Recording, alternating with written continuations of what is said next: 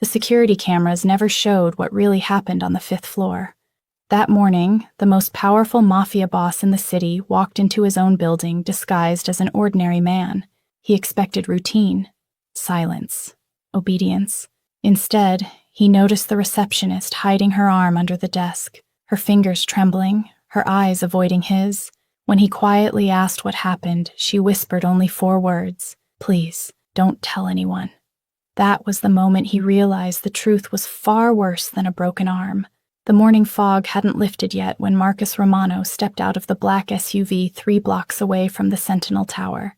He wore no tailored suit today, no diamond cufflinks, no Italian leather shoes that cost more than most people's monthly rent.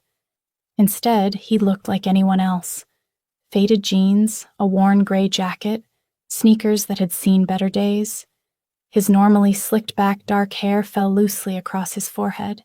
He'd even left his expensive watch at home. No one would recognize him.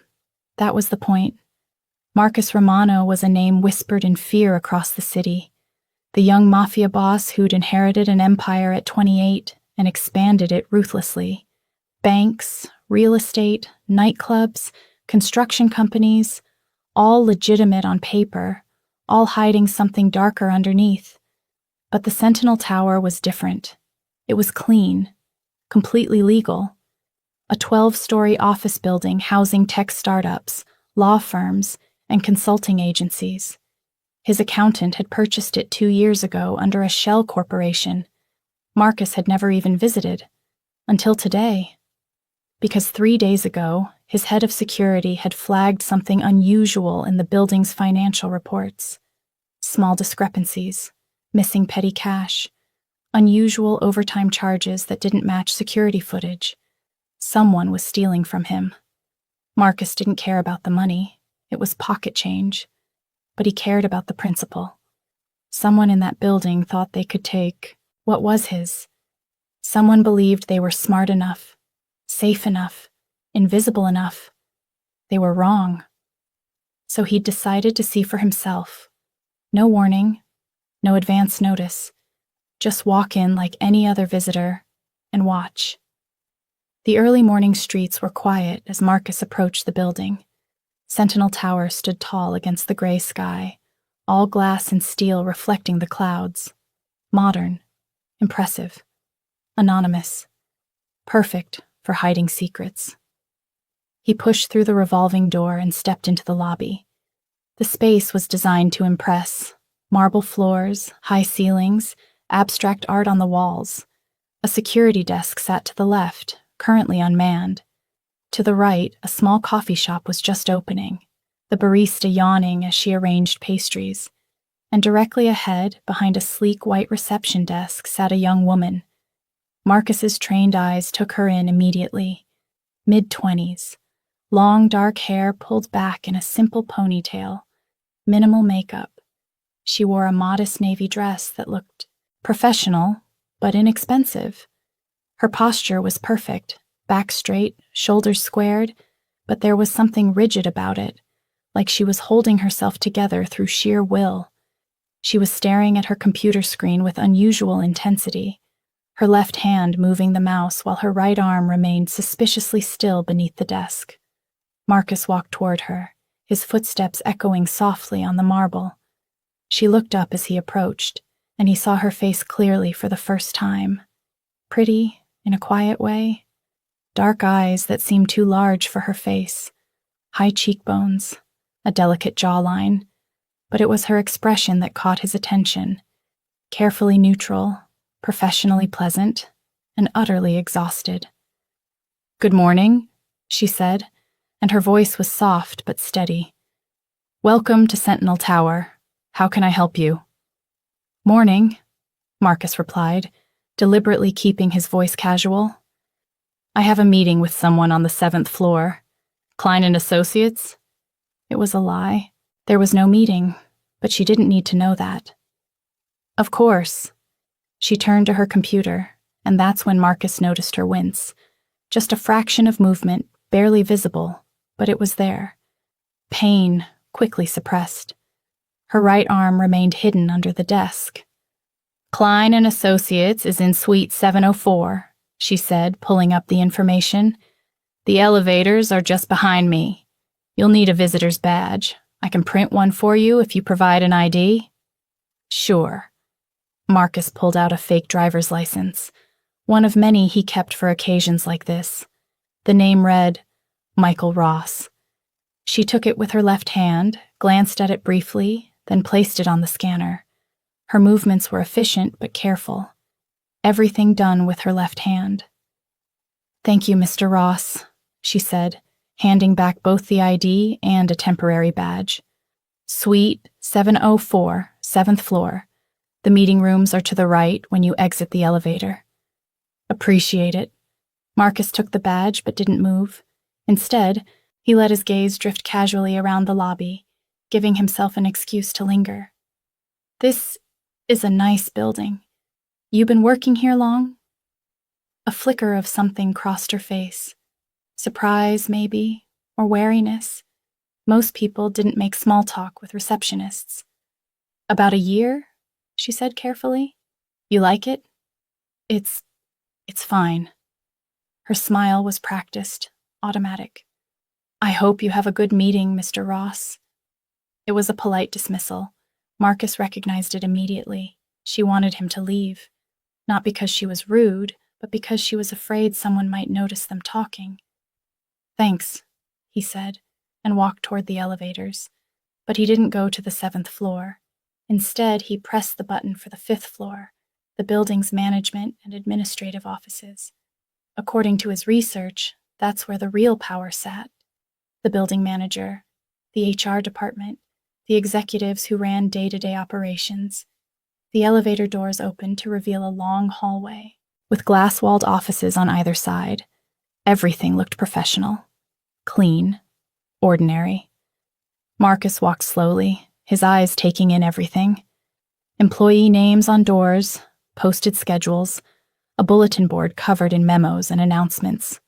One announcement caught his eye. Reminder, all workplace injuries must be reported within 24 hours per company policy. Interesting. He continued down the hall until he reached a corner office with a name plaque that read, Richard Shaw, Building Manager. The office was empty, but through the glass walls, Marcus could see a desk covered in papers, coffee-stained files, and a nameplate that had clearly been there for years. He memorized the name, Richard Shaw. Then he turned and took the stairs back down to the lobby. The receptionist was still at her desk, but now she was on the phone, her voice low and tense. I understand that, but I need to... She paused, listening, and her shoulders drew up tight. No, I wasn't trying to... I'm sorry. Yes, I understand. It won't happen again. She hung up, and for just a moment, her carefully maintained expression cracked. Her eyes closed, her jaw clenched, her left hand pressed against her forehead like she was fighting off a headache. Then she opened her eyes, saw Marcus approaching, and the mask snapped back into place. Mr. Ross, she said with false brightness. Did you find Klein and Associates all right? Meeting got rescheduled, Marcus lied smoothly. They called while I was in the elevator. I'll need to come back tomorrow. Oh, she nodded, reaching for his visitor's badge. I'm sorry to hear that. Would you like me to schedule you for... She gasped. It was sudden, sharp, a sound of pure pain that she tried desperately to swallow. Her right arm had shifted beneath the desk, and whatever movement she'd made had hurt. Badly. You okay? Marcus asked, his voice sharp with genuine concern. I'm fine, she said quickly. Too quickly. Just bumped my elbow, clumsy. Let me see. No, really, let me see your arm. The words came out harder than he'd intended, carrying the authority of someone used to being obeyed. She froze, her eyes widening. Marcus softened his tone immediately. Please, you're clearly hurt. For a long moment, she stared at him. He could see the calculation happening behind her dark eyes. The fear, the uncertainty, the desperate need to maintain her lie. Then slowly, she lifted her right arm from beneath the desk. Marcus's jaw tightened. Her arm was in a makeshift splint, unprofessional, clearly done by someone who wasn't a doctor. Ace bandages wrapped around her forearm and wrist. But worse than that were the bruises. Dark purple fingerprints wrapped around her upper arm, older yellowing bruises on her wrist. These weren't from a fall. These were from someone grabbing her. Hard. Repeatedly. "Who did this?" Marcus asked quietly. "No one." Her voice was barely a whisper. "I fell. Down my apartment stairs. It was my fault. I wasn't paying attention." "You're lying." "I'm not." "Look at me." She did, reluctantly, and Marcus held her gaze. He'd spent his whole life reading people, detecting lies, understanding fear. This woman was terrified, not of him, of what would happen if she told the truth. "What's your name?" he asked. She hesitated. "Emma. Emma Pierce." "Emma?" he repeated softly. "I'm not trying to get you in trouble, but someone hurt you, and I don't think it was an accident." Her eyes filled with tears, but she blinked them back furiously. "Please don't tell anyone. Please. I need this job. I can't lose this job." "Why would you lose your job because someone hurt you?" "Because..." She stopped herself, shaking her head. "It doesn't matter. Please, Mr. Ross. Just forget you saw anything. Please." Before Marcus could respond, the elevator doors opened behind him. Emma's face went white. A man stepped into the lobby. Mid-40s, expensive suit, thinning hair slicked back with too much gel. He carried a leather briefcase and walked with the swagger of someone who believed the world existed to serve him. Emma's entire body went rigid. Her injured arm disappeared back beneath the desk. Her expression became perfectly blank. The man's eyes swept the lobby, landed on Emma, then shifted to Marcus. "Who's this?" he demanded, his tone sharp. "Just a visitor, Mr. Shaw," Emma said quickly. "His meeting was rescheduled. He's leaving now." "Shaw. Richard Shaw, the building manager." Marcus turned slowly, taking in every detail of the man before him. The expensive watch, the polished shoes, the entitled expression of someone who'd never faced real consequences in his life, and the way Emma was sitting, small, tense, afraid, when this man was in the room. "Meeting with Klein?" Shaw asked, his eyes narrowing at Marcus. "That's right," Marcus said evenly. Shaw looked him up and down, with barely concealed disdain. "Well, don't waste our receptionist's time. She has actual work to do."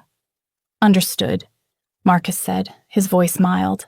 He turned back to Emma. She wouldn't meet his eyes. "Thank you for your help, Emma," he said quietly. She nodded once, stiffly. "Have a good day, Mr. Ross." Marcus walked out of the building, but he didn't leave. Instead, he crossed the street and found a coffee shop with a clear view of Sentinel Tower's entrance. He ordered a black coffee, sat by the window, and watched. Watched Richard Shaw leave an hour later, climbing into a BMW with a smug expression. Watched Emma through the glass doors, sitting alone at her desk, her shoulders hunched, her arm hidden. Marcus pulled out his phone and made a call. "Dom," he said when his head of security answered. "I need everything you can find on someone. Richard Shaw, building manager at Sentinel Tower." "Everything?" "Everything. Financial records, employment history, police reports, parking tickets. I don't care how small. I want to know what this man had for breakfast 3 years ago." "Got it. When do you need it?" "Yesterday." Marcus hung up and took a sip of his coffee, his eyes never leaving the building. Something was very wrong at Sentinel Tower, and Emma Pierce was at the center of it. He would find out why. Marcus returned to Sentinel Tower the next morning. Same worn clothes, same fake ID, same visitor's badge. But this time, He paid attention to everything. Emma was at her desk again, looking even more exhausted than the day before. Dark circles shadowed her eyes. Her left hand clutched a coffee cup like it was the only thing keeping her upright. "Mr. Ross," she said when she saw him, and there was a note of weary resignation in her voice. "Back for your rescheduled meeting?" "That's right. Klein and Associates, 9 o'clock.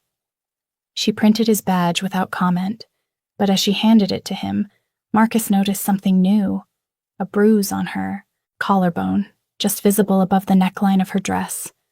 Fresh, maybe a day old. "Emma, your meeting is on the 7th floor," she interrupted, her voice flat. "Suite 704. Have a good day?" She wouldn't look at him. Marcus took the badge and headed for the elevator, but he didn't go to the 7th floor. Not yet. Instead, he found himself back on the 5th floor, walking past the administrative offices. This time, the building manager's office wasn't empty. Richard Shaw sat behind his desk, feet propped up, talking loudly on his phone. "I don't care what HR says," Shaw barked into the receiver. "She's lucky she still has a job after that stunt. If she keeps causing problems, she's gone. I don't care if she's been here a year. She's replaceable." Marcus kept walking, but the words echoed in his mind. She's replaceable. He spent the next 3 hours exploring the building, sitting in the small coffee shop in the lobby, observing, talking to the barista, who mentioned how sweet but sad the receptionist was, wandering the halls, listening to conversations, learning the building's rhythm, and what he learned made his blood run cold. Emma Pierce was invisible here. She greeted people with professional courtesy, but no one greeted her back. She worked through her lunch break. She stayed late. She never complained.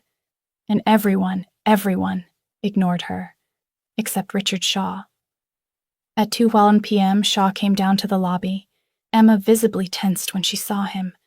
"Pierce," he snapped. "My office. Now." "But, Mr. Shaw, I can't leave the desk unattended. Did I ask for excuses?" "No, sir." "Then move." Emma stood slowly, cradling her injured arm, and followed Shaw to the elevator. Marcus watched from his seat in the coffee shop, his hands clenched around his cup. She was gone for exactly 12 minutes. When she returned, her eyes were red. Her hand trembled as she sat back down at her desk, and the way she moved, careful, measured, like every motion, hurt, told Marcus everything he needed to know. Whatever happened in that office had nothing to do with work. Marcus finished his coffee and left the building, his mind already working through possibilities. By 6 p.m., he was back in his real office, a converted penthouse across the city that served as his legitimate business headquarters. The space was elegant, minimalist, designed to intimidate. Dominic Russo, his head of security, was waiting for him with a thick folder. "Shaw's file," Dom said, dropping it on Marcus's desk. "And boss, you're not going to like it." Marcus opened the folder and started reading. Richard Shaw, 46 years old, married with 2 teenage kids, lived in an upscale suburb in a house he shouldn't have been able to afford on his salary, drove a BMW, belonged to a country club. And he had a pattern. Over the past 5 years, Shaw had worked at 3 different buildings. At each one, there had been complaints, harassment allegations, hostile work environment, inappropriate conduct with female employees, but none of the complaints had stuck. They'd all been quietly settled. The women had signed NDAs and left with small severance packages, and Shaw had moved on to the next job, with glowing recommendations from management that never mentioned why he'd really left. "There's more," Dom said, his voice grim. "Look at page 12. Marcus flipped to it and felt his jaw tighten.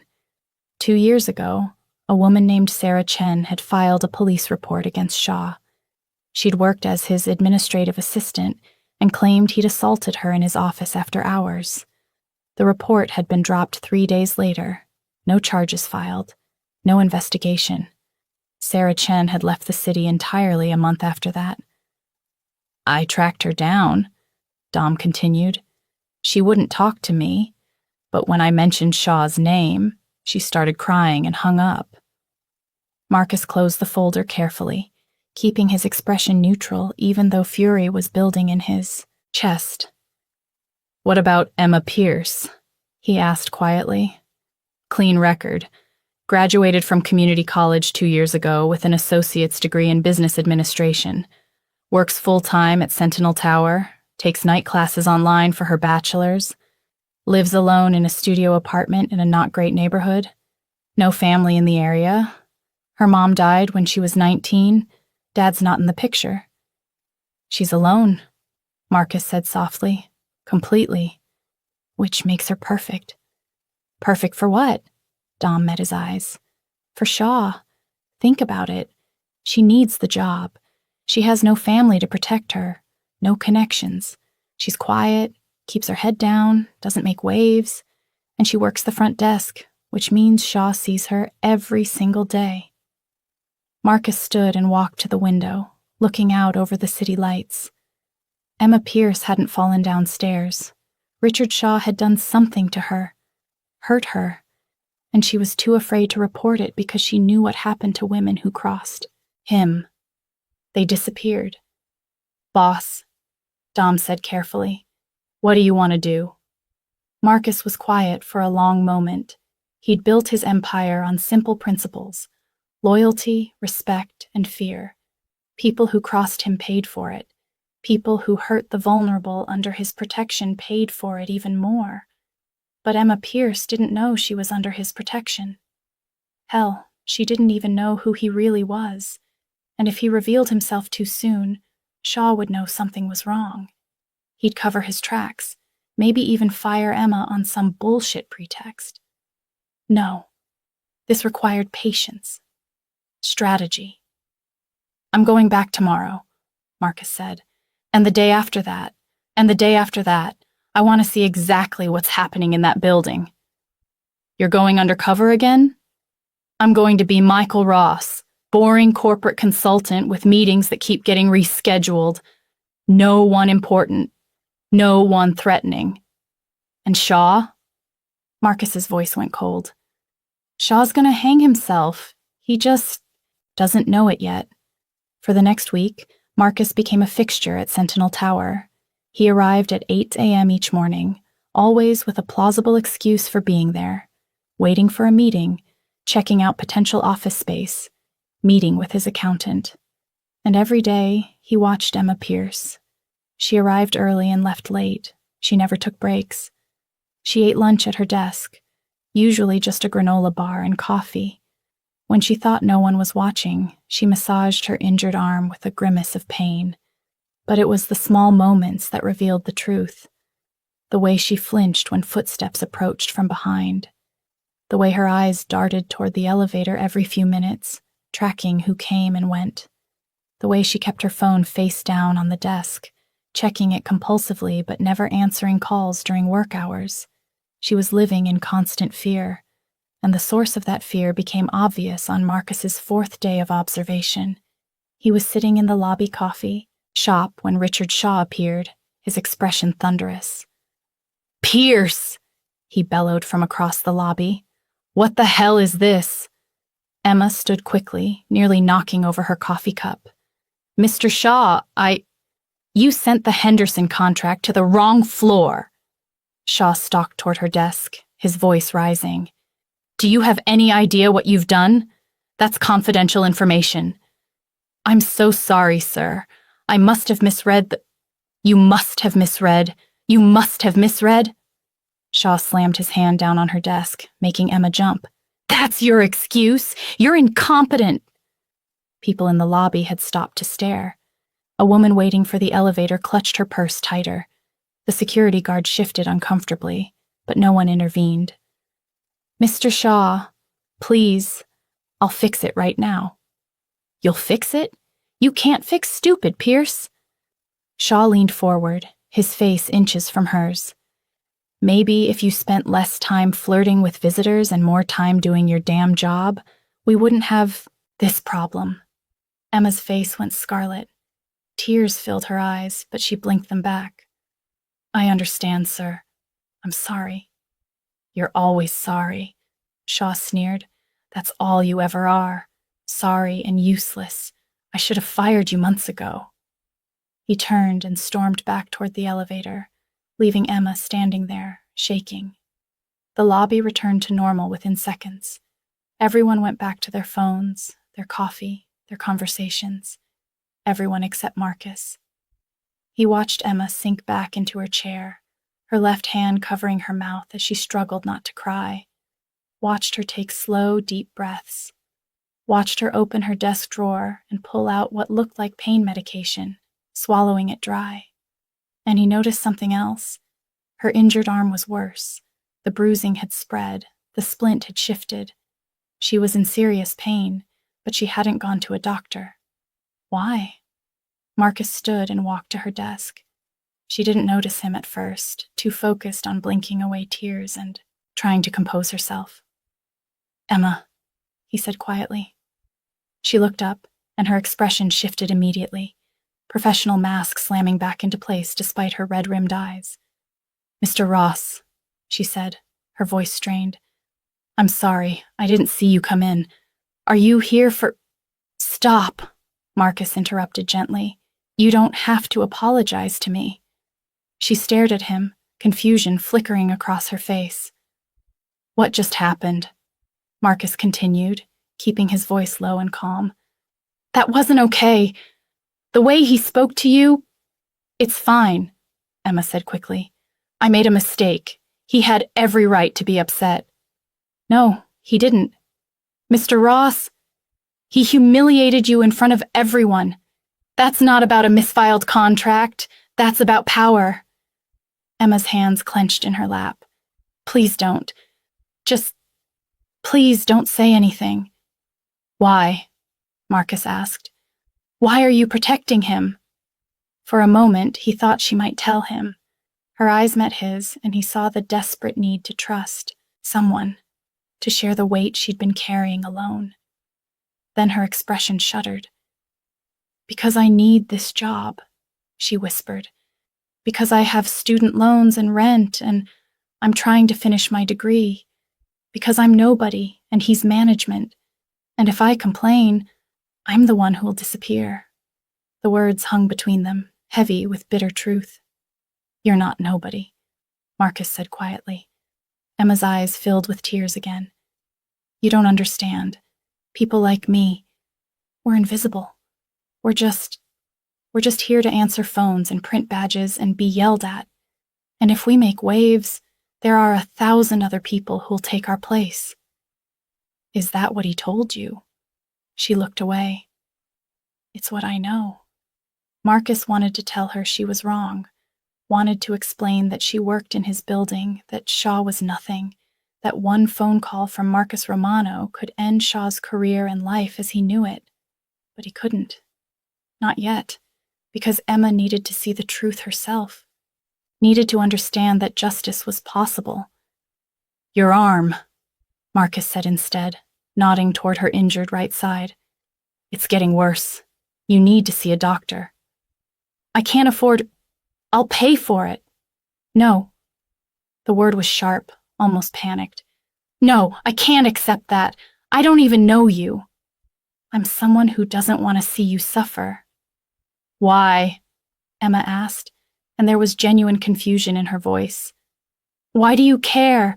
You're just here for meetings. I'm just the receptionist. Marcus held her gaze. Because everyone deserves to be treated with basic human decency, and what's happening to you isn't decent. For a long moment, Emma didn't respond. Then she looked down at her desk, her voice barely audible. Please go, Mr. Ross. If Mr. Shaw sees us talking— She didn't finish the sentence. She didn't have to. Marcus nodded slowly. Okay, but Emma? She glanced up. You're not invisible to me. He walked away before she could respond, but he felt her eyes on him the entire way to the door. That night, Marcus sat in his office reviewing the security footage Dom had pulled from Sentinel Tower's cameras. He had access to everything, every angle, every floor, weeks of archived footage, and what he found made him want to put Richard Shaw through a wall. The pattern was clear once you knew to look for it. Shaw called Emma to his office at least twice a week, always at the end of the day when most staff had left. She'd go up, stay for 10 to 20 minutes, then return looking shaken. 3 weeks ago, there was footage of her leaving Shaw's office with tears streaming down her face. That was the same day the first bruises appeared on her arm. 2 weeks ago, she'd left his office moving stiffly, favoring her right side. The broken arm had happened that week, and just yesterday, before Marcus had even started watching the building, Shaw had called her up again. When she returned, she'd locked herself in the single stall bathroom for 15 minutes. When she came out, her dress was disheveled. Her hair had fallen out of its ponytail, and she'd stood at the sink for a long time, just staring at her reflection. Marcus closed the video file, his hands shaking with suppressed rage. He'd seen a lot of terrible things in his life, done terrible things himself. But this systematic torture of someone powerless, this made him sick. "Boss," Dom said from the doorway, "you okay?" "No. What do you need?" Marcus was quiet for a long moment. Then he said very softly, "I need to know everything Emma Pierce said no to, everything she protected, everything Shaw might be holding over her." "You think there's more?" "I know there is. Shaw's not just hurting her for fun. He's got leverage, something that keeps her silent even when the abuse gets worse."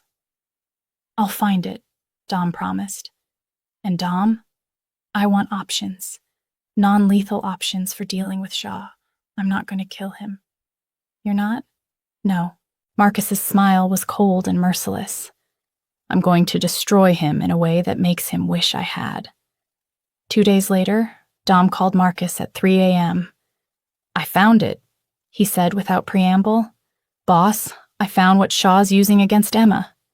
Marcus was already reaching for his clothes. "Tell me." "Her brother." Marcus froze. "What brother? Your background check said she had no family." "That's what I thought too, but I dug deeper. Emma has a younger brother named Daniel. He's 21, lives in Nevada, and he's in serious trouble." "What kind of trouble?" "The kind that ends in prison time if the wrong person finds out. 6 months ago, Daniel got involved with some bad people, drug dealers. He was desperate for money, so he agreed to be a courier. Small stuff at first, but then they pushed him into more serious work." "And?" Marcus prompted, already seeing where this was going. "And 3 months ago, Daniel tried to back out. The dealers threatened him. He panicked and went to Emma. She was his only family. Of course he went to her." "What did she do?" "She tried to help him, used her savings to pay off part of his debt, but it wasn't enough. The dealers wanted the full amount, plus interest, $20,000. Emma didn't have it." Marcus closed his eyes. "Shaw found out." "Shaw found out," Dom confirmed. "I don't know how. Maybe Emma was stressed at work, maybe she made a phone call Shaw overheard, but somehow he figured out that Emma's brother was vulnerable, and Shaw offered to help. Let me guess, for a price. He paid off Daniel's debt in full, got the dealers to leave him alone, even helped Daniel get a clean record. The drug charges disappeared. The kid's free now, working at a gas station in Nevada, completely oblivious. And in exchange, Emma became Shaw's property," Marcus said flatly. "Exactly. Shaw owns her. If she reports him, he'll make sure Daniel's drug connections come back. He'll destroy the kid's life. He's made that very clear to Emma." Marcus sat down heavily on the edge of his bed, the full horror of the situation washing over him.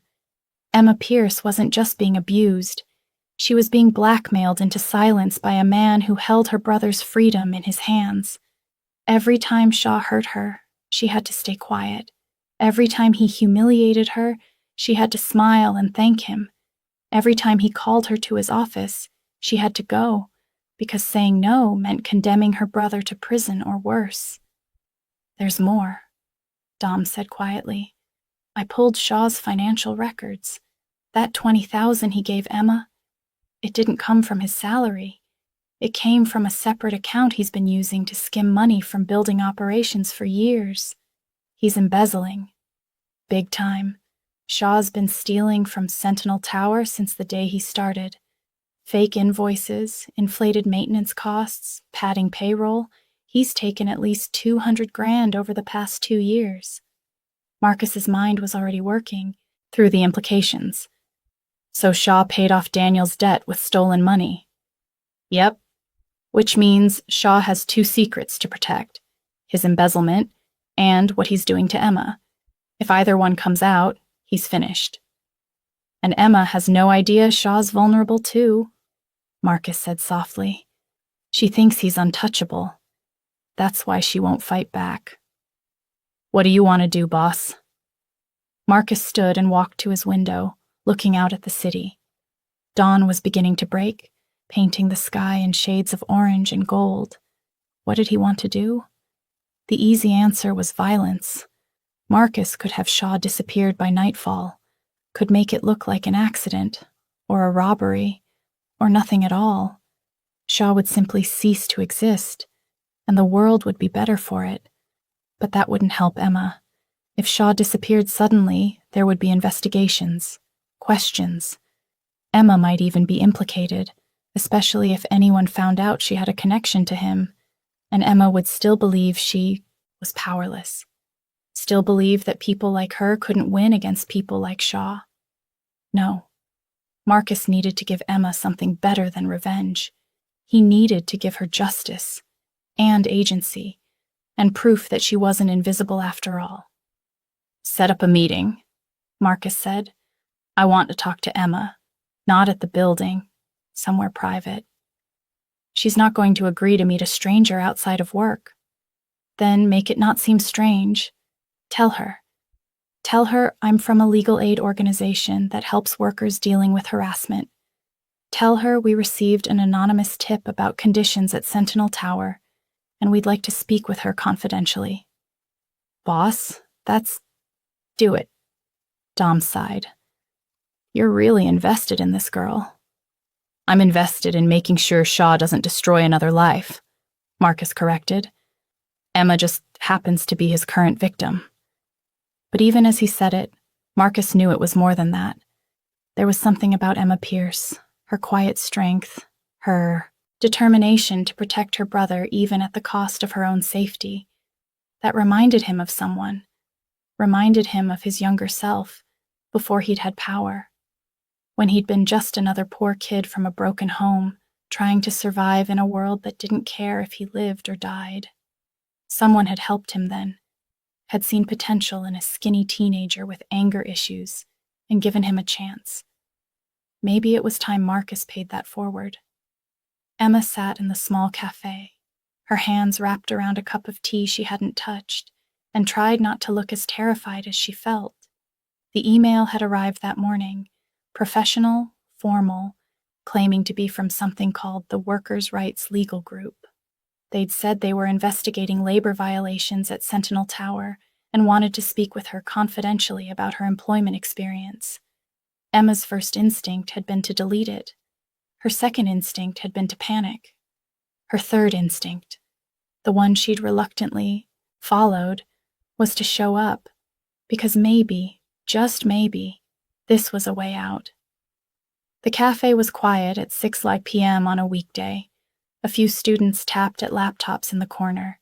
An elderly couple shared a dessert near the window, and Emma sat alone at a small table, watching the door with mounting anxiety. Then it opened, and Michael Ross walked in. Emma's breath caught. What was he doing here? He couldn't be, but he was walking toward her table, his expression gentle and concerned, and Emma realized with a sinking feeling that this meeting had never been about a legal aid organization at all. Emma, he said quietly, stopping a few feet away. "Thank you for coming." "You," she whispered. "The email was from you?" "Not exactly, but I'm the one who wanted to talk to you." Emma started to stand. "I have to go." "Please don't." Marcus held up his hands in a peaceful gesture. "Just 5 minutes. That's all I'm asking." "Why? Why are you doing this? Who are you?" "Someone who wants to help." "I don't need help." "Yes," Marcus said gently. "You do, and I think you know that."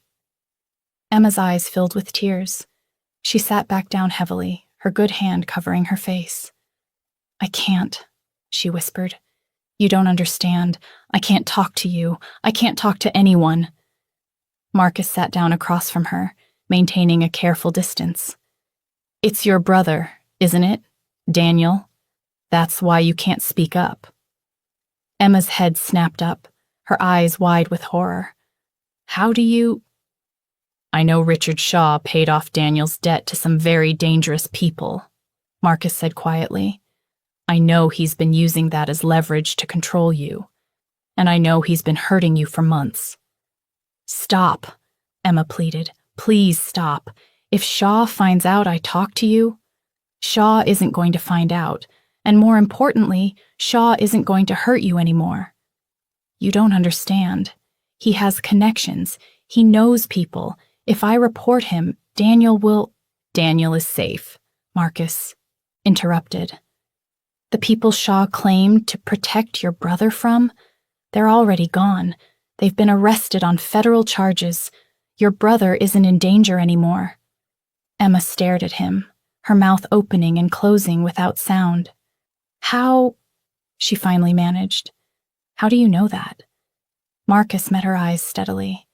"Because I made sure they were arrested this morning." The cafe seemed to tilt around Emma.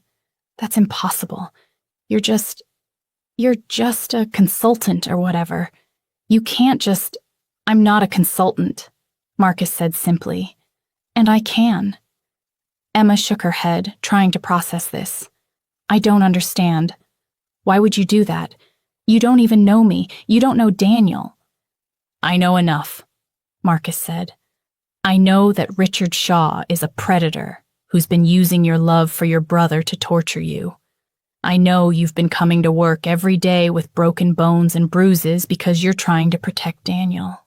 I know you're exhausted and in pain, and you've been carrying this alone for way too long."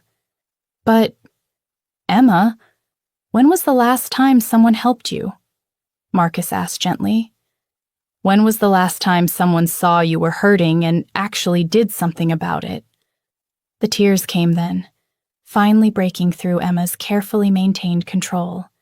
She covered her face with her left hand, her shoulders shaking with silent sobs. Marcus waited patiently, letting her cry. After a few minutes, he slid a napkin across the table. "Thank you," Emma whispered, wiping her eyes. "I'm sorry, don't apologize. I feel like I'm going crazy, like this can't be real." "It's real," Marcus assured her. "And Emma, Shaw doesn't have power over you anymore. Your brother is safe. The leverage Shaw was using is gone." Emma looked up at him, hope and fear warring in her expression. "But Shaw he still hurt me. And if I report it now, he'll deny everything. It's my word against his. He'll say I'm lying, that I'm trying to get money, He can't deny the evidence." "What evidence? I never reported anything.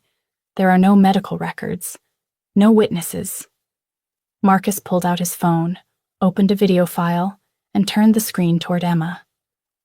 "Security footage from Sentinel Tower, 3 weeks' worth. Every time Shaw called you to his office, every time he humiliated you in public. Everything." Emma stared at the phone, her face going pale. On the screen, she could see herself entering Shaw's office, could see the timestamp, could see the way Shaw closed the door behind her, the predatory smile on his face. She reached out and paused the video, her hand shaking. "How did you get this?" I have access to a lot of things, Marcus said carefully. The question is, what do you want to do with it? I don't know what you mean. Marcus leaned forward slightly. You have a choice, Emma. You can take this evidence and walk away. File a police report. Sue the company. I'll support you. However you want to handle this. Shaw will face consequences. Legal ones. Or, Emma asked, sensing there was more. Or you can let me handle Shaw in a different way. A way that ensures he never hurts anyone again. A way that's more final. Emma's eyes widened. You mean, not what you're thinking, Marcus said quickly. I'm not going to kill him, but I can destroy his life the way he tried to destroy yours. I can make sure everyone knows what he did. I can make sure he loses everything. Why would you do that? Because I've spent my entire life dealing with men like Richard Shaw, Marcus said quietly. Men who think power gives them the right to abuse people who can't fight back, and I'm very, very good at making them pay for it. Emma was quiet for a long moment, her mind racing. Part of her wanted to run, to pretend this conversation had never happened, to go back to her quiet, painful existence and hope that Shaw eventually got bored and moved on.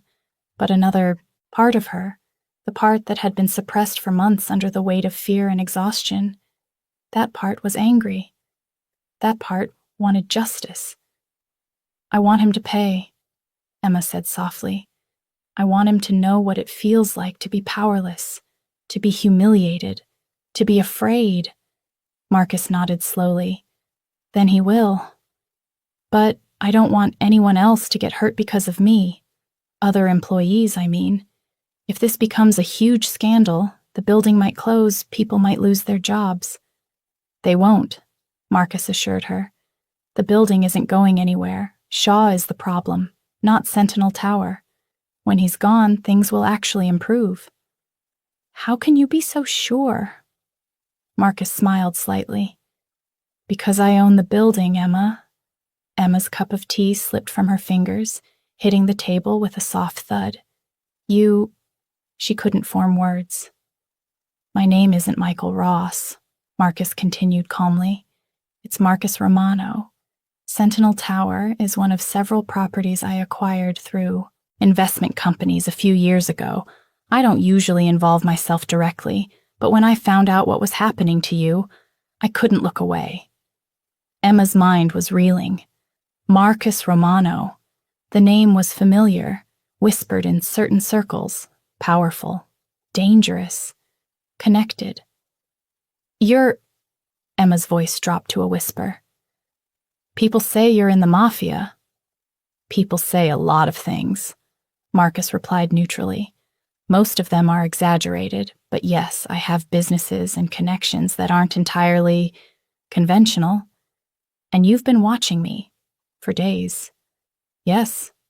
Why? Because I saw you hiding your broken arm, Marcus said simply, and I recognized fear when I saw it. The rest was about finding out who had hurt you and why. Emma pressed her good hand against her forehead, trying to process this. This is insane. You're telling me that the owner of the building, the most dangerous man in the city, according to rumors, has been pretending to be a random consultant just to investigate my situation? That's an accurate summary, yes. Why? Emma asked again, more desperately this time. Why would you care? Marcus was quiet for a moment. Then he said very softly, When I was 17, my father tried to beat me to death. I was small then, weak, no way to fight back. A neighbor, just some random guy who barely knew us, heard the noise and kicked down our door, pulled my father off me, probably saved my life.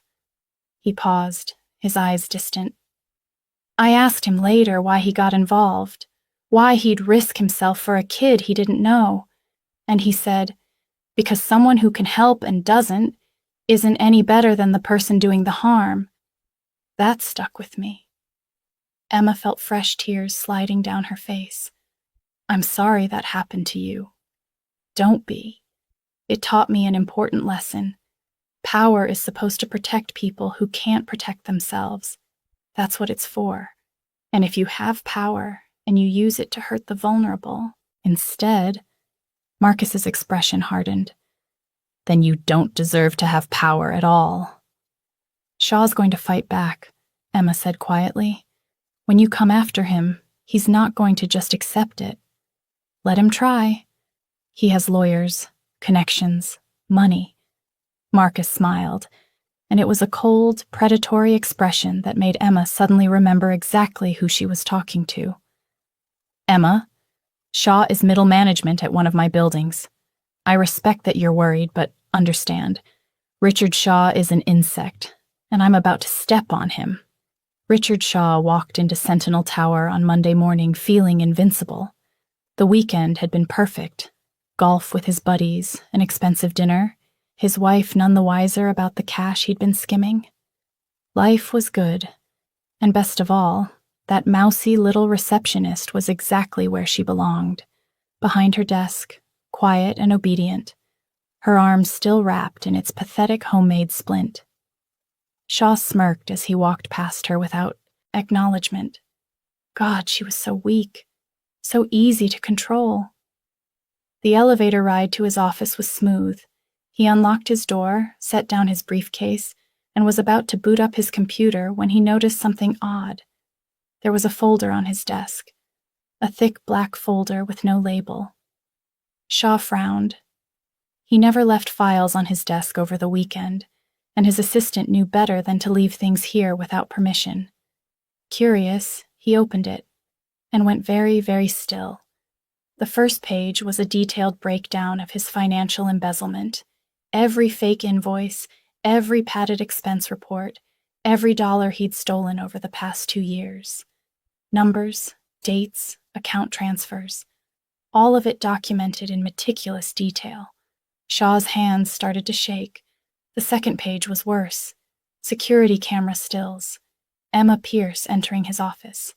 Timestamps. Incident reports he'd falsified. The third page made his blood run cold. It was a police report, filed early this morning. By Emma Pierce. Sexual harassment, assault, blackmail, coercion. And attached to the report was sworn testimony from Emma about the money Shaw had used to pay off her brother's debt, money that came from embezzled funds. No, Shaw whispered. No, no, no. His office phone rang, making him jump. He grabbed it. What? Mr. Shaw? His assistant's voice was nervous. There are police officers here to see you. What? And she paused. And there are people from the State Labor Board. And someone from the FBI? Shaw dropped the phone. This wasn't happening. This couldn't be happening. He'd been so careful. He'd made sure Emma was too afraid to talk. He'd destroyed evidence. He'd covered his tracks. But as he stared at the folder on his desk, he realized the truth. Someone had been watching him. Someone had documented everything. Someone had been waiting for exactly the right moment to destroy him. The office door opened without warning. 3 police officers entered, their expressions professionally neutral. Richard Shaw? One of them asked. Shaw's voice cracked. I want a lawyer. You're going to need one. Please turn around and place your hands behind your back. As the handcuffs clicked around his wrists, Shaw caught sight of something else in the folder. A single business card, black with silver lettering. Marcus Romano. No, Shaw whispered again, but it was already too late. Emma watched from the lobby as police officers escorted Richard Shaw out of the building in handcuffs. She'd expected to feel triumphant, vindicated, relieved. Instead, she mostly felt numb. Other employees clustered around, whispering. Some looked shocked, others satisfied. A few were already pulling out their phones to gossip about it. Emma sat at her desk and tried to do her job, but her hands wouldn't stop shaking. Emma. She looked up to find Marcus standing there, dressed in an elegant suit this time, looking every inch the powerful man he actually was. "Mr. Romano," she said quietly, "is it done?" "It's done. Shaw's been arrested on multiple charges: embezzlement, assault, fraud, blackmail. The FBI is involved now because he was stealing from a federally insured company. He's looking at serious prison time." Emma nodded slowly. "Good. How are you feeling?" "Honestly, I don't know." Marcus gestured toward the elevator. "Come on, let's talk somewhere private." They rode up to the 5th floor, Shaw's old office, which was now swarming with FBI agents collecting evidence. Marcus led Emma past them to a smaller conference room at the end of the hall. When the door closed, cutting off the chaos outside, Emma finally let herself breathe. "I filed the police report this morning like you told me to," she said. It was really hard, telling them everything, admitting what he did. You were incredibly brave." "I don't feel brave. I feel like I'm going to throw up." Marcus smiled, slightly. "That's normal. You just took down a man who terrorized you for months. You're allowed to feel shaky." Emma sank into one of the conference room chairs, cradling her injured arm. "What happens now? To me, I mean? Do I still have a job?" "Of course you still have a job. But Emma—" Marcus sat down across from her. "You don't have to stay at the front desk if you don't want to. Shaw's gone, but this building probably has some bad memories for you now." "I need the paycheck," Emma said practically, "and the health insurance.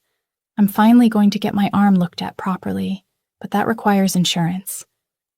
"What if I told you there's another option?" Emma looked at him warily. "What kind of option?" "I need a new building manager for Sentinel Tower, someone trustworthy, someone who understands what it's like to be at the bottom of the hierarchy, someone who'll actually care about the staff instead of terrorizing them." Emma's eyes widened. "You're offering me Shaw's job?" "I'm offering you a management position, yes. It comes with a substantial pay increase, better benefits, and your own office on this floor." "I don't have any management experience." "You've been running the front desk efficiently for a year while dealing with abuse and a broken arm. Trust me, you're qualified." Emma shook her head slowly. "I can't accept that. It's too much." "Why?" "Because—" She struggled for words. "Because you're doing this out of pity, or guilt, or because you feel like you need to rescue me or something. And I don't want to be anyone's charity case." Marcus leaned forward, his expression serious. "Emma, I'm not offering you this job because I feel sorry for you. I'm offering it because I saw how you handled yourself under impossible circumstances. You showed up every day despite being in pain and terrified.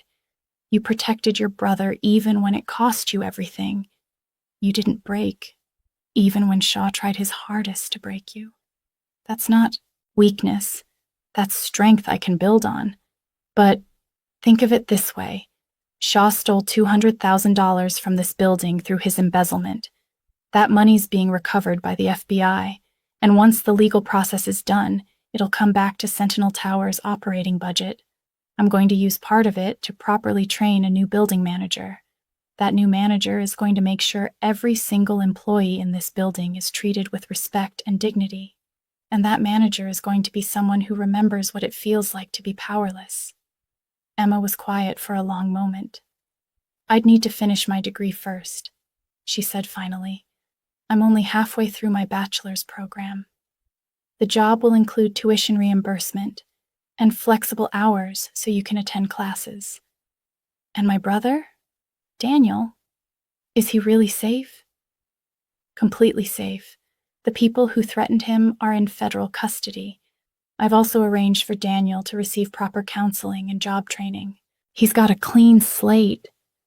Emma's eyes filled with tears again. "I don't know how to thank you."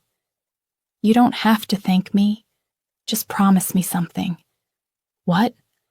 "Promise me you'll never let anyone make you feel invisible again. You're not invisible, Emma. You never were. Emma wiped her eyes with her good hand. I promise. Good. Now go get that arm looked at. You're officially on paid medical leave until it heals. When you come back, we'll start your management training. Emma stood slowly, then hesitated. Mr. Romano, can I ask you something? Of course. Why did you do all this? Really? I know what you said about the neighbor who saved you, but there had to be easier ways to deal with Shaw. You didn't have to get this involved. Marcus was quiet for a moment. Then he said, A long time ago, someone told me that the measure of a man isn't how he treats his equals. It's how he treats people who can't fight back. Shaw treated you like you were nothing because he thought he could. I wanted to remind him that the people he thinks don't matter. They matter more than he ever will. Emma smiled, the first real smile Marcus had seen on her face. I think I'm going to like working for you, Mr. Romano. Call me Marcus. And I think I'm going to like having you on my team. 6 months later, Emma Pierce stood in her new office on the 5th floor of Sentinel Tower, looking out at the city and barely recognized her own life. Her arm had healed completely after surgery. The nightmares were fading. She'd finished her bachelor's degree and was already thinking about graduate school. But more than that, she'd found something she hadn't expected. Purpose. As the new building manager, Emma had implemented sweeping changes, a new HR policy with anonymous reporting, mandatory harassment training for all staff, regular check-ins with employees to ensure concerns were addressed, and most importantly, she'd created what she called the Invisible Employee Initiative, a program specifically designed to support the people no one usually noticed: the cleaning crew, the security guards, the administrative staff, the people like she used to be. Knock, knock, a familiar voice said from her doorway. Emma turned to see Marcus leaning against the frame, looking amused. Mr. Romano, I didn't know you were coming by today. Surprise inspection, he said with a slight smile. How's everything going? Good, really good, actually. We just hired 2 new receptionists, and I made sure they both know they can come to me with any concerns. I saw your proposal for extended mental health benefits. Approved, by the way. Thank you. Marcus walked into her office, glancing around at the photos Emma had hung on the walls, pictures of the building's staff, their achievements, their families. You've made this place better, he said quietly. Shaw's gone, and the whole culture has shifted. People actually seem happy to come to work now. That was the goal. Emma paused, then added, I owe you everything, you know. This job, my education, my brother's safety, all of it. You don't owe me anything. You earned all of this yourself. Still, I won't forget what you did. Marcus met her eyes. Just remember what I told you. You're not invisible, Emma. You never were. The world just needed to catch up. Emma smiled. I remember, every single day. As Marcus left her office, Emma turned back to the window, watching the city spread out below her. She thought about the girl she'd been 6 months ago, frightened, hurt, powerless. And she thought about the woman she'd become, strong, confident, in control of her own life. Richard Shaw was in prison, awaiting trial. His wife had divorced him. His reputation was destroyed, his life was over, and Emma Pierce was just beginning. Justice, she'd learned, wasn't always loud or violent. Sometimes it was quiet and methodical. Sometimes it looked like a broken receptionist getting a second chance. Sometimes it looked like a mafia boss who remembered what it meant to be powerless. And sometimes, just sometimes, the people who think they're invisible turn out to be the most important people of all. 3 years after Richard Shaw's arrest, Marcus Romano sat in a high-rise office across town, reviewing quarterly reports from his various holdings.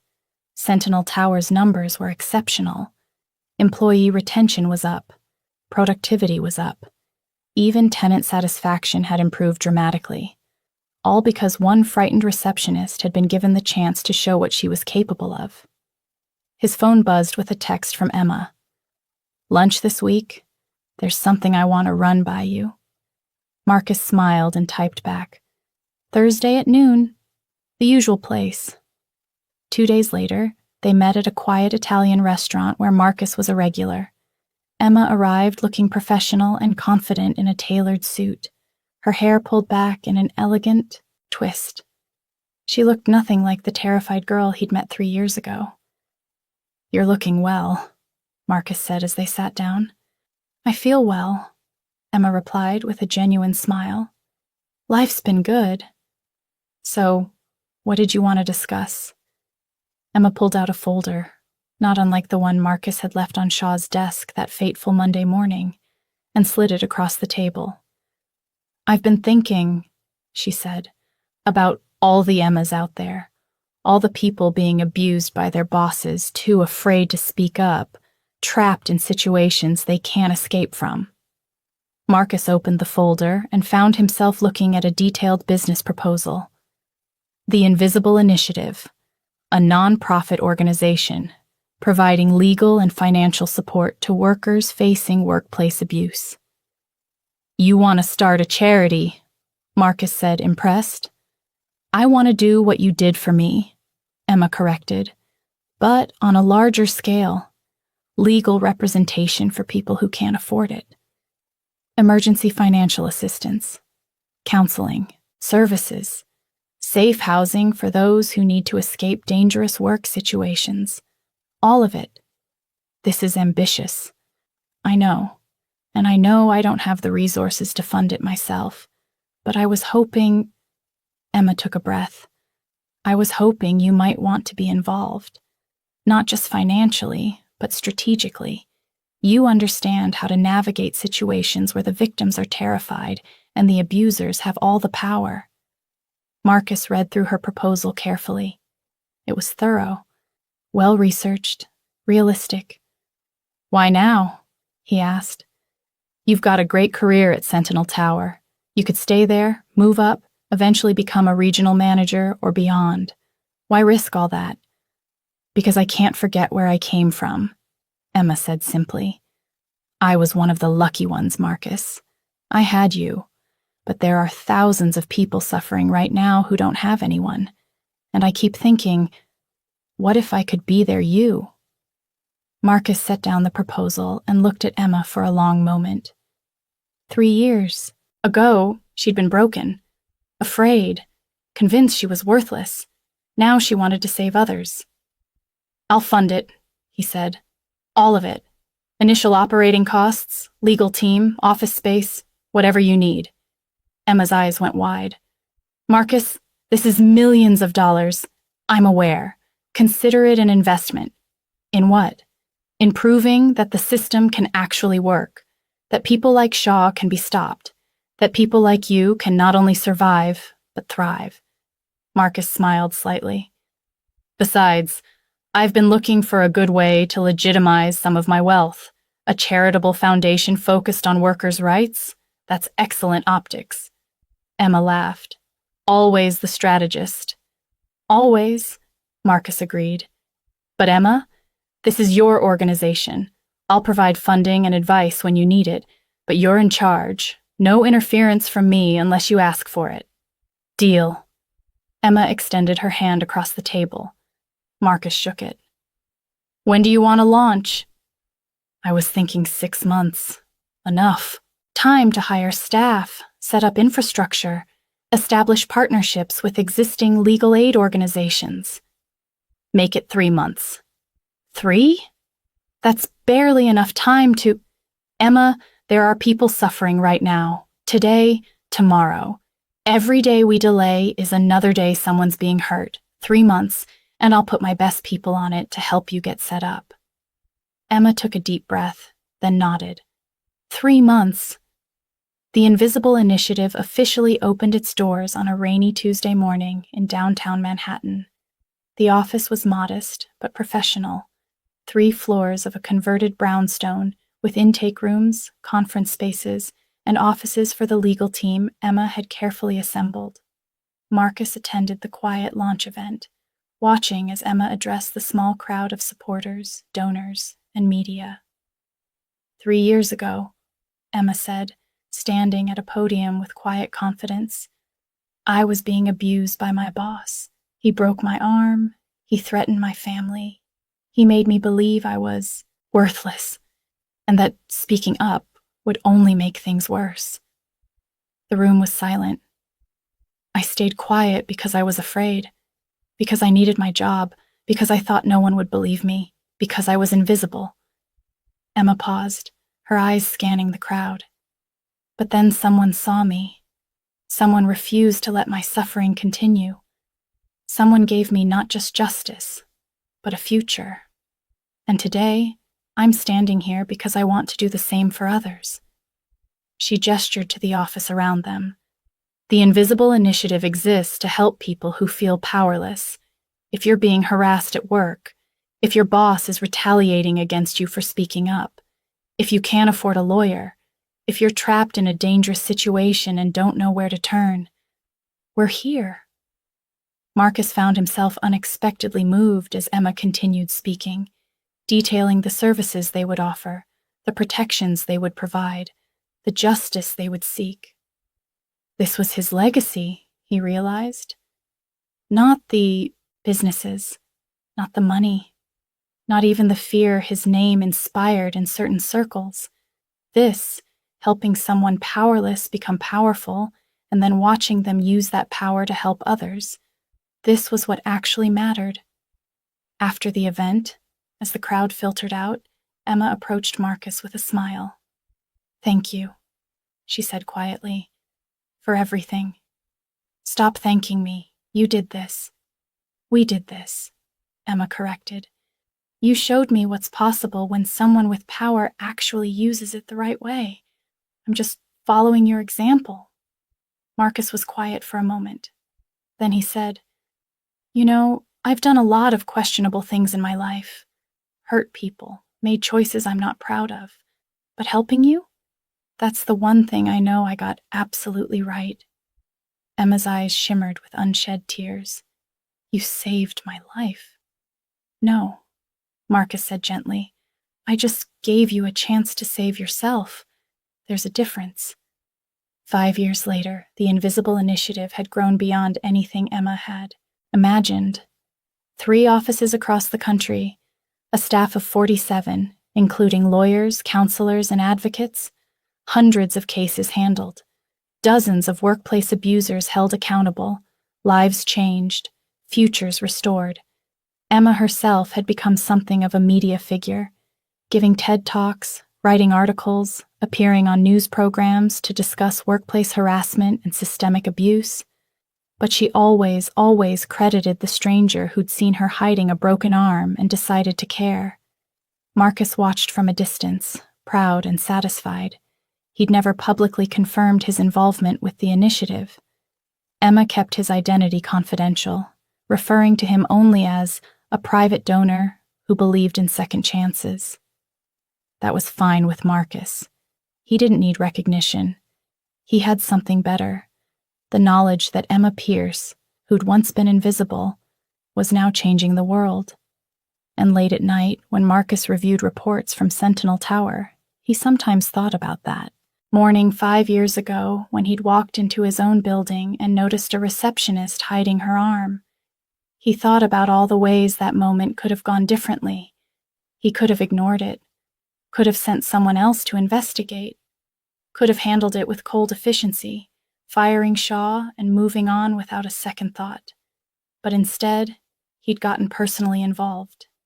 He'd watched, listened, learned Emma's story, and in doing so, he'd remembered something important. Power wasn't about control, it was about responsibility.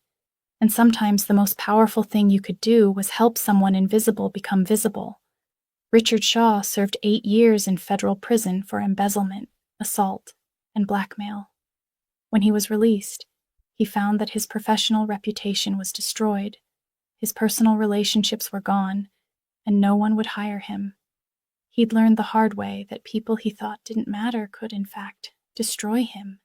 Daniel Pierce, Emma's brother, graduated from community college and became a substance abuse counselor.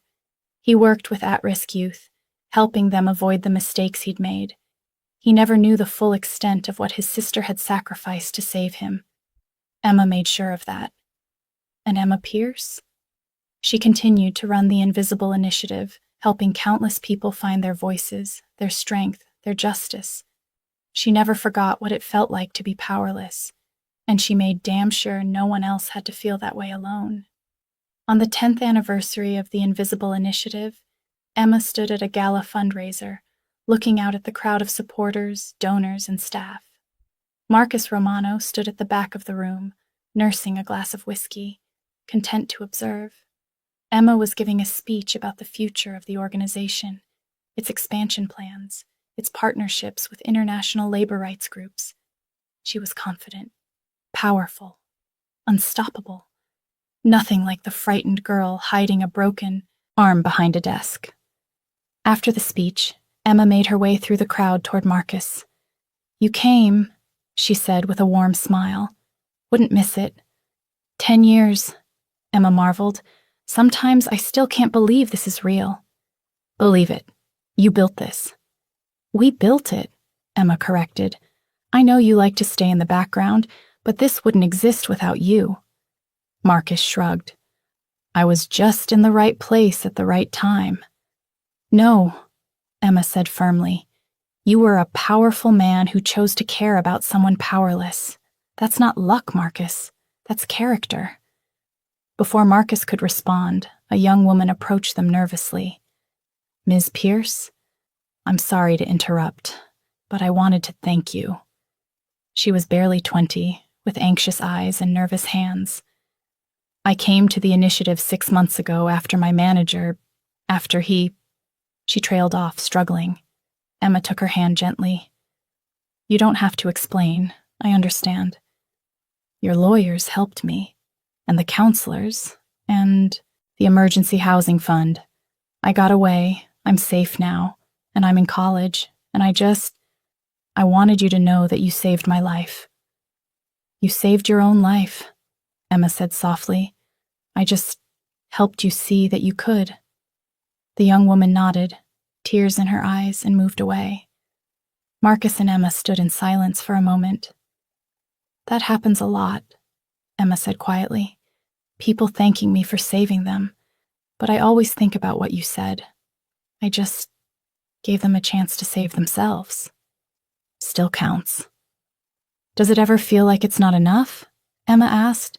"Like no matter how many people we help, there are always more who need it?" "Yes," Marcus admitted, "but that doesn't mean we stop trying." Emma smiled. "You know, I used to think powerful people were all like Shaw, people who use their power to hurt others, but you taught me something important." "What's that?" "That true power isn't about making people afraid of you. It's about making people believe in themselves." Emma turned to face him fully. "You gave me my life back, Marcus. And in doing so, you gave hundreds of other people their lives back too. That's real power." Marcus was quiet for a long moment. Then he raised his glass slightly. "To being invisible no more." Emma clinked her glass against his. "To being invisible no more." As the gala continued around them, Marcus Romano and Emma Pierce stood together, the mafia boss and the receptionist, now friends and partners in making the world slightly less cruel. Richard Shaw had thought Emma was invisible. He'd thought wrong, because the truth was, no one was invisible. Some people just needed someone to see them first. And once they were seen, once they understood their own worth, nothing could stop them. Not abuse, not fear, not men like Shaw who thought power meant the right to destroy. Emma Pierce had been invisible. Now she was a force of nature, and it had all started with a broken arm, a suspicious stranger, and the simple question, "Who did this to you?" Sometimes that's all it takes, someone who cares enough to ask. and someone brave enough to answer.